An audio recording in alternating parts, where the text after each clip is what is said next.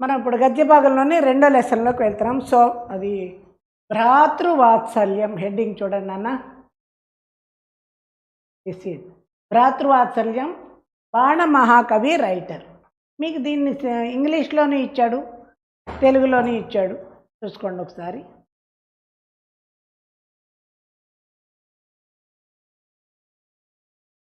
SA question ఇచ్చాడు దీంట్లో. ఎస్ఏని సూక్ష్మంగా చెప్తాను చూసుకోండి. స్థానీశ్వరం అనే రాజ్యాన్ని ప్రభాకరవర్ధనుడు ఆయన పరిపాలిస్తున్నాడు, భార్య యశోమతి. ఆయనకి రాజ్యవర్ధనుడు హర్షవర్ధనుడు అనే కొడుకులిద్దరు, రాజ్యశ్రీ అనేటువంటి ఒక కూతురు ఉన్నారు. పెంచి పెద్ద చేశాడు. రాజ్యశ్రీని గ్రహవర్మ అనేటువంటి ఆయనకి ఇచ్చి వివాహం చేశాడు, అత్తవారింటికి పంపించాడు. కాలం గడుస్తూ ఉంది. గ్రహవర్మని శత్రువులు వచ్చి ఆ రాజ్యం మీద అటాక్ చేసి గ్రహవర్మని చంపి రాజ్యశ్రీని కారాగారంలో బంధించారు. ఈ విషయాన్ని భండి అనేటువంటి మంత్రిని కనుక్కున్నాడు హర్షవర్ధన్. మంత్రిని అడిగాడు, రాజ్యశ్రీ విషయాలు ఏమిటి అంటే, గ్రహవర్మని చంపారు, రాజ్యశ్రీని కారాగారంలో బంధించారు, కారాగారంలో ఉన్నటువంటి రాజ్యశ్రీ తప్పించుకుని అడవిలోకి వెళ్ళిపోయింది అనే వార్తని భండి చెప్పాడు. వెంటనే రాజ్యవర్ధనుడు పెద్దవాడు, హర్షవర్ధనుడు చిన్నవాడు. చెల్లెలి భర్తను చంపినటువంటి వాడి మీదకి యుద్ధానికని రాజ్యవర్ధనుడు ఆయన సైన్యాన్ని తీసుకున్నట్టు వెళ్ళాడు. హర్షవర్ధనుడు చెల్లెల్ని వెతుకుతూ అడవిలోకి వెళ్ళాడు. అరణ్యమంతా తిరిగాడు. అక్కడ దివాకర మిత్రుడు అనేటువంటి ఒక బౌద్ధ భిక్షు కనపడ్డాడు.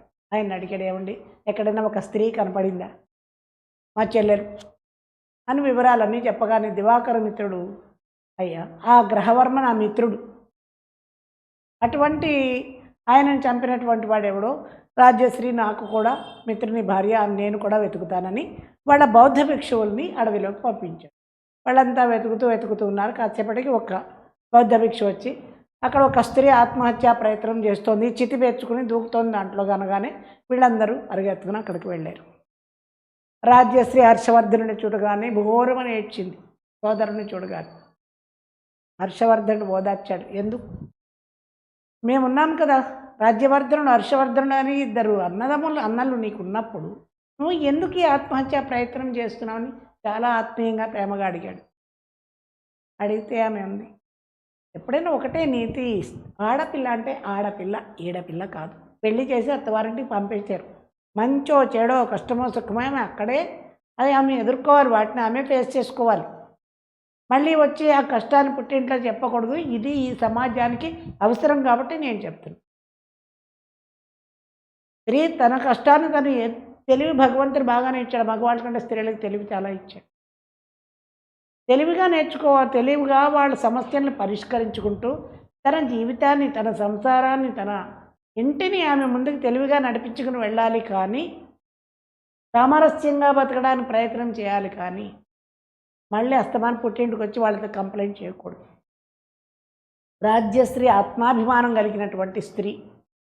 అందువల్ల నా జీవితమే పోయిందన్న, అందువల్ల నేను ఈ ప్రయత్నం చేశాను అనగానే హర్షవర్ధనుడు ఆమెను ఓదార్చి, మేము అన్నలం మేముండగా నీకు ఎటువంటి కష్టము లేదురా అని ఆయన రాజ్యాన్ని తీసుకెళ్ళి ఆదరించాడు. చాలా చిన్న స్టోరీ కానీ పెద్ద మోరల్, పెద్ద నీతి ఉంది దీంట్లో. చాలామంది చాలా నేర్చుకునేది. ముందుగా స్త్రీల గురించి చెప్పి నేను this is my own opinion. మీకు ఇచ్చే ఒక పాఠం నుంచి నువ్వేం నేర్చుకున్నావు, పాఠాలు నేర్చుకుని మార్కులు తెచ్చుకుంటారు, కానీ జీవిత సారాంశాన్ని దాని సారం వంట పట్టించుకుని జీవితానికి ముందుకు వెళ్ళాలి. పాఠాల నుంచి నేర్చుకునేది అది. స్త్రీలకు ఒకప్పుడు చదువులు లేవు, ఇప్పుడు చదువులు బాగానే ఉన్నాయి. ఈ కాలం అమ్మాయిలందరూ కూడా చదువుకుని వాళ్ళ కాళ్ళ మీద వాళ్ళు నిలబడుతున్నారు. ఆత్మవిశ్వాసం మార్కుల వల్ల వస్తుంది అంటే మంచి మార్కులతోటి పాస్ అవ్వాలి, చదువుకోవాలి, సంపాదించుకోవాలి. కానీ స్త్రీయే, పురుషుడే. ఇద్దరి సమానత్వం ఉన్నప్పుడే కుటుంబం అనేటువంటిది ముందుకు వెళ్తుంది. పెళ్లి చేశాడు తండ్రి, అమ్మాయిని పంపించాడు. ఇంట్లో పుట్టింట్లో నీ మాటలని నీకు ఏం కావాలంటే అది తల్లిదండ్రులు సమకూర్చారు, ఓకే. అక్కడికి వెళ్ళి మనం ఆ ప్రయత్నాలు చేయకూడదు. ఎందుకంటే నిన్ను తీసుకెళ్ళి తండ్రి ఒక మంచివాడు చేతిలో పెట్టాడు. అక్కడ నువ్వు అది నీ రాజ్యం తెలివితేటలతోటి అక్కడ ఉన్నటువంటి నీ కుటుంబాన్ని ఆత్మీయతతోటి ఆకట్టుకుంటూ తెలివిగా చక్కగా ముందుకు వెళ్ళాలి. కానీ వాళ్ళ పట్ల వేరే భావన ఉండకూడదు. తర్వాత అక్కడ మన అధికారాన్ని చెలాయించకూడదు. తల్లిదండ్రి ఎలాగో అత్తమామ కూడా వాళ్ళని జాగ్రత్తగా చూసుకుంటూ అనుకూలమైన పరిస్థితుల్లో ఇద్దరు సంసారాన్ని 100 ఏళ్ళు, పెళ్ళంటే 100 ఏళ్ల పంట అని ఊరికే అనలేదు. ఒకళ్ళనొకళ్ళు అర్థం చేసుకుంటూ వెళ్ళాలి. కానీ సంపాదిస్తున్నాను అనేటువంటి గర్వం స్త్రీలకి వద్దు. స్త్రీ కదా అని చులకన భావం పురుషులకు కూడా ఉండకూడదు. ఎట్నీ చెడొచ్చినా కానీ పుట్టింటి మీద ఆధారపడకూడదు. పెళ్లి చేసుకుని వెళ్ళిపోయే నీ జీవితాన్ని నువ్వే ఫేస్ చేసుకుంటూ వెళ్ళు. మళ్ళీ వెనక్కి వచ్చి తల్లిదండ్రులను ఆశ్రయించి అన్నదమ్ములను ఆశ్రయించి బతకకు అనేటువంటిది ఏ పాఠం నుంచి నువ్వు నేర్చుకోవని నా ఉద్దేశం. ఇంకా అన్నదమ్ముల దగ్గరకు వస్తాయి. అన్నదమ్ములకి సోదరి పట్ల ఆడపిల్ల పట్ల చాలా ప్రేమ భావన ఉండాలి. మన అమ్మాయిని ఎక్కడో ఇచ్చాం, చివరిదాకా ఆమె కష్టం సుఖం చూడాలి. ఆమెకి ఏమన్నా కష్టం వస్తే ఆదుకోవాలి. రక్షాబంధనం అని ఎందుకన్నారు? వెళ్ళే కడితే నీకు రక్షణ మేమున్నాం, నీ మంచి చెడులు మేము చూస్తాం అనేటువంటి భరోసా అన్నదమ్ములు ఇవ్వాలి. స్త్రీ జీవితం చాలా విలువైనటువంటిది. తండ్రి, భర్త, కొడుకు ఆమెను కాచి చూడాలి. అన్నదమ్ములు సపోర్ట్ ఉండాలి. ఉన్న ఒక చెల్లెలు ఆమె కష్టమేమిటి, ఆమె ఏం బాధపడుతోంది అనేటువంటిది చూడవలసిన ఒక ధర్మం, ఒక బాధ్యత కూడా వీళ్ళకి ఉంది అని చెప్పడం, కుటుంబం పట్ల బాధ్యతగా వ్యవహరించండి రా అని మగపిల్లలకి చెప్పడం కోసం కూడా ఈ లెసన్ ఇచ్చాడు. కాబట్టి ఎవరి విలువలు వాళ్ళు తెలుసుకుంటూ ఎవరి ధర్మాలను వాళ్ళు అనుసరించుకుంటూ వెళ్ళినప్పుడు సమాజం బాగుంటుంది, కుటుంబం బాగుంటుంది. నెక్స్ట్ జనరేషన్కి మీరు ఒక ఆదర్శవంతమైనటువంటి వ్యక్తులు అవుతారు. ఇది నేను ఒక టీచర్గా మీకు చెప్తున్నాను. ఇది పాటించండి. ఎస్ఏ క్వశ్చన్ చదువుకోండి, రాసుకోండి, మార్కులు తెచ్చుకోండి. కానీ జీవిత విలువలు కూడా తెలుసుకొని ముందుకు వెళ్ళమని నేను మీకు ఒక గురువుగా బోధిస్తూ ఉన్నాను. నెక్స్ట్ దాంట్లోకి వెళ్తున్నాను. ఎస్ఏ క్వశ్చన్ మధ్య మధ్యలో 4 కొటేషన్స్తో రాసుకోండి. దీంట్లో 3 మార్క్స్ క్వశ్చన్ ఇచ్చాడు చూడండి. Most important. హర్షవర్ధన భండిం కిం ఉవాచ. ఇక్కడ కిం ఇందాక చెప్పాను చూసారా, కానీ దాని క్వశ్చన్లు వస్తాయని. కిం హర్షవర్ధన్ బండితోటి ఏమన్నాడు అంటే, హర్షవర్ధన భండిం రాజ్యశ్రీ వ్యతికర కహ ఇది ఉవాచ. అది రాజ్యశ్రీ గురించినటువంటి సమాచారం గురించి ఆయన అడిగాడు. అండర్లైన్ వర్డ్ ఇక్కడ కిమ్ అనే చోటు రాసి ఉంటాయి. ఇదొక్కటి ప్రాక్టీస్, రిటర్న్గా ప్రాక్టీస్ చేయాలి. చదవడం వేరు, రాయడం వేరు. నిర్ఘాత కహ, నిర్ఘాతులు ఎవరు? కహ క్వశ్చన్ చూడండి, ఆన్సర్. నిర్ఘాత శబరసేనాపతే భూకంపస్య స్వస్త్రీయ. నిర్ఘాతులు ఎవరంటే ఆటవిక రాజు అయినటువంటి భూకంపుడు అనేటువంటి ఒక బావమరిది అనేటువంటిది. ఆన్సర్ పెద్దదైనా చదవగా వస్తుంది. అనగా రాగమతి తేల్చునుండు తినగ తినగవే ముతియనుండు సాధనమున పనులు సమకూరు ధరలోన విశ్వదాభిరామ వినురవేమ. చిన్నప్పుడు నేర్చుకున్నాం. సాధనమున పనులు సమకూరు ధరలోన. ఒకరిలో ప్రయత్నం చేస్తే ఏదైనా సాధ్యమే. జాగ్రత్తగా 6 times ప్రాక్టీస్ చేసుకున్నారంటే చాలా ఈజీగా రాయొచ్చు. ఖచ్చితంగా ఒక క్వశ్చన్ వస్తుంది. రాజా కీదృశీం రాజ్యస్త్రీయం దదర్శ. ఎటువంటి రాజ్యస్త్రీయాన్ని చూశాడంటే, రాజా ముహ్యంతీం అగ్ని ప్రవేశాయ ఉద్యతాం రాజ్యస్త్రీయం దదర్శ.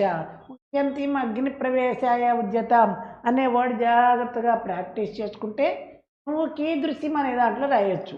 ఇక్కడ ముహ్యంతీం ఎలా రాయాలంటే హాస్ రాసి యా 2 కాబట్టి ఫెవికాల్ పెట్టి పాత అయిపోయి. ముహ్యంతి మహాయా దగ్గరికి రాస్తే రాయడం ఈజీ. ఎలా రాయాలని క్వశ్చన్ వేయకూడదు, ఒక ప్రయత్నం చేయాలి. దుఃఖంతో అగ్ని ప్రవేశం చేస్తున్న రాజ్యశ్రీని చూశాడు. సోమదత్త చరిత్రలో 3 మార్క్స్ క్వశ్చన్స్ లేవు. ఫస్ట్ లెసన్ దీంట్లో ఉన్నాయి కాబట్టి ఖచ్చితంగా దీంట్లోంచి ఒక క్వశ్చన్ వస్తుంది. నెక్స్ట్ చూడండి, 1 word ఆన్సర్స్ ఇచ్చాడు.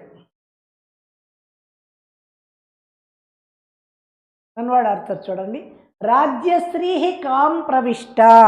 రాజ్యశ్రీ ఎక్కడ ప్రవేశించింది అంటే రాజ్యశ్రీ వింధ్యాటవీం ప్రవిష్ట, ఆమె వింధ్యాటవీలోకి ప్రవేశించింది. కామ్ క్వశ్చన్, వింధ్యాటవీం ఆన్సర్. ఆ వర్డ్ ప్రాక్టీస్ చేయండి.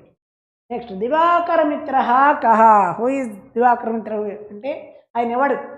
దివాకర మిత్ర ఏకం బదంతం అన్నాడు, ఆర్ ఏకం బౌద్ధ భిక్షు. రెండింట్లో ఏదో ఒకటి రాయండి, ఈ రెండు రాయాల్సిన అవసరం లేదు. No need to write. ఏకం బదంత అనొచ్చు, లేకపోతే ఏకం బౌద్ధ భిక్షు. జాగ్రత్తగా స్పెల్లింగ్ మిస్టేక్స్ లేకుండా రాసుకోండి, ఏదో ఒక్కటి రాయండి చాలు. నెక్స్ట్ హర్షవర్ధనస్య కా అవశిష్ట.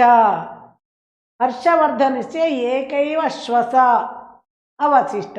హర్షవర్ధనుడు ఎవరిని కలిగి ఉన్నాడంటే ఒక సోదరిని కలిగి ఉన్నాడు.